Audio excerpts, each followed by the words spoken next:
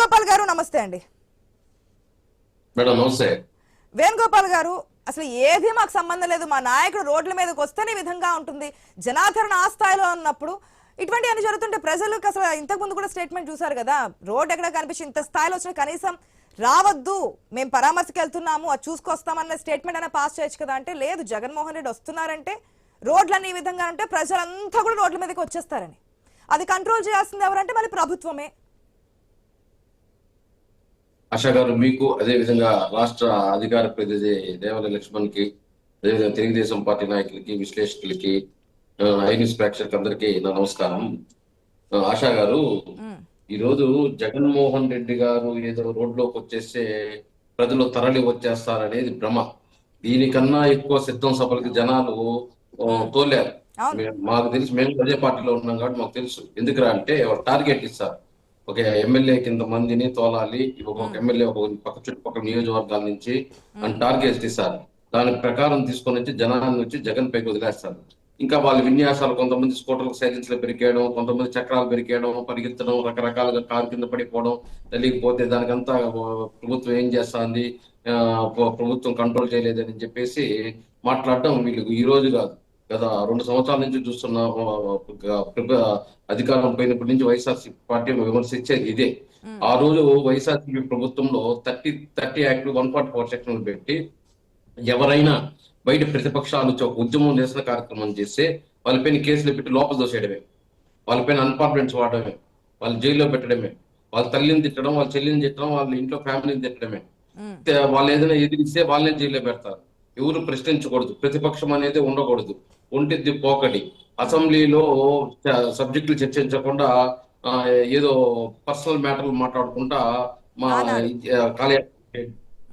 ఇలా రకరకాలు చేసిన దాని వల్లే ఈరోజు మట్టిలో, మైన్స్ లో, ఇసుకలో, దేవాదాయ భూముల్లో, అదే విధంగా అడవి భూముల్లో, అదే విధంగా ప్రభుత్వ భూములు అన్ని దోచుకున్నారు. కాబట్టి ఈ రోజు 151 సీట్లకు 1 సీట్ 11 సీట్లు రావడం జరిగింది.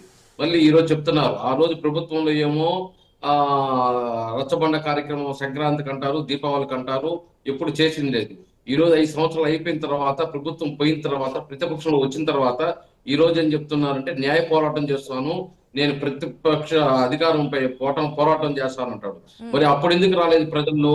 ఆ రోజు ఎమ్మెల్యేలు, ఎంపీలు ఈ రోజు నాశనం చేస్తాంటే రాష్ట్రాన్ని, గుమ్మని నువ్వు 4 గంటలకి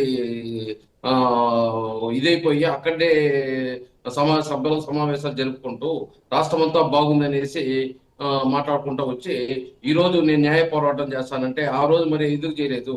అధికారం ఉండేటప్పుడు ప్రజల్లో తిరిగితే సమస్యలు తెలుస్తాయి. సమస్యలు ఎవరు, మా ఎమ్మెల్యేలు ఏం చేస్తున్నారు, ఎంపీలు ఏం చేస్తున్నారు, మన సలహాదారులు ఏం చేస్తున్నారు, కరెక్ట్ ఫీడ్బ్యాక్ ఇస్తున్నారు లేదా అనేది పక్కన పెట్టేసి ఆ రోజు నిమ్మకు నీరెత్తినట్టు ఉండేసి ఈ రోజు వచ్చి నేను న్యాయ పోరాటం చేస్తా అంటే రాష్ట్ర ప్రజలు ఎక్కడ నమ్ముతారు? కాదు కదా వేణుగోపాల్ గారు, ఇక్కడ ఇంకో పాయింట్, ప్రజలైతే వచ్చారు, వచ్చిన వీడియోస్ మనం చూసాము, మేడం చనిపోయినటువంటి వ్యక్తుల వివరాలను కూడా మనం మాట్లాడుతున్నాం. రేపు మళ్ళీ పాదయాత్ర 2.0 అంటున్నారు.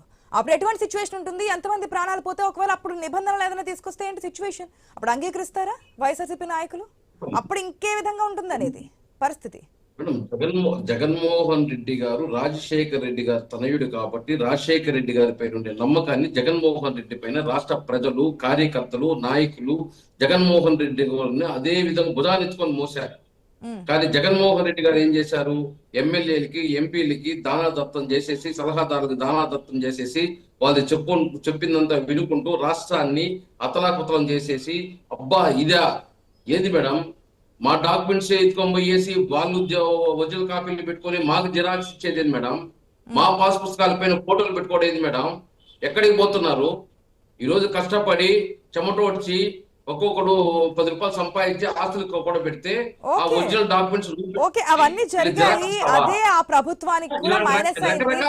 ప్రజా తీర్పు కూడా వాళ్ళు చవి చూస్తున్నారు. ఎలక్షన్స్ ముందు అది ఎంత ఎఫెక్ట్ పడిందో వారికి తెలుసు. ఆ తర్వాత అనేక సందర్భాలు అంగీకరించారు. పాదయాత్ర చేస్తే కనుక సిచ్యువేషన్ ఏంటి అనేది కాదు కదా వేణుగోపాల్ గారు, మీకు పాయింట్ ఏంటంటే ఇప్పుడు ఏదో ఒక రోజు వస్తుంటే ఈ విధంగా ఉంది, ఏదో ఒక రోజు ఈ విధంగా వచ్చి పరామర్శ అంటుంటేనే ఇంతమంది వస్తున్నారు, ప్రాణాలు కోల్పోతున్నాయి, లా అండ్ ఆర్డర్ ఫెయిల్ అవుతుంది అంటున్నప్పుడు పాదయాత్ర పేరుతో వస్తే గనక ఈ విధంగా జనసమూహం వస్తే ఎట్లా లా అండ్ ఆర్డర్ కంట్రోల్ అయ్యేది? మేడం మేము చూసాం. ఇప్పుడు విజయశేఖర్ గారు మేడం ఒక నాయకుడు అనేవాడు వస్తుంటే జనం స్వచ్ఛందంగా రావాలి. బస్సులు, లారీలు, కార్లు తోలేసి ఏదో మేము మమ్మల్ని చూసి పరిగెత్తుకుంటూ వస్తుంటే మరి రిజల్ట్స్ ఎక్కడ? పరీక్ష మేము బాగానే చదివాం, సంవత్సరానికి ఒకసారి రిజల్ట్స్ వస్తాయి. ఆ రిజల్ట్స్ పాస్ అయితే కదా నువ్వు బాగా చదివినట్టు. 5 సంవత్సరాలు పాస్ అవుతారు సార్, చూసి రాసిన పాస్ అవుతారు, 5 సంవత్సరాలు పరిపాలించావు. రాసిన పాస్ అవుతారు, కాపీ కొట్టినా పాస్ అవుతారు. మేడం ఏం మాట్లాడతారు వేణు గారు? పక్కోడిది పక్కడితో చూసి రాసినా పాస్ అవుతారు, దొంగ సిప్పులు తీసుకెళ్లి రాసినా పాస్ అవుతారు. దానికి దీనికి ఒకటేనా? అంటే 157 వచ్చిన మీరు అంతేనా? దానికి దీనికి ఒకటేనా? 157 వచ్చిన మీరు అంతేనా? 151 వచ్చినప్పుడు ఆ రోజున ఈవీఎం ట్యాంపరింగ్ అని చెప్పి అదే ఆ రోజున మాట్లాడే వ్యక్తులు ఎందుకని అలాగే ఎందుకు చెప్పలా, ఎందుకు మాట్లాడలేకపోయారు? ఏం మాట్లాడతారు సార్ మీరు? మీరు ప్రజారంజకమైన పరిపాలన చేసి ప్రజారంజకమైనటువంటి ప్రజల మన్నలు పొంది మీరు అధికారంలోకి రావాలి. కానీ అడ్డదిడ్డంగా మీరు చేసినటువంటి ట్యాంపరింగ్, ఈవీఎం ట్యాంపరింగ్ ద్వారా వచ్చినటువంటి అధికారం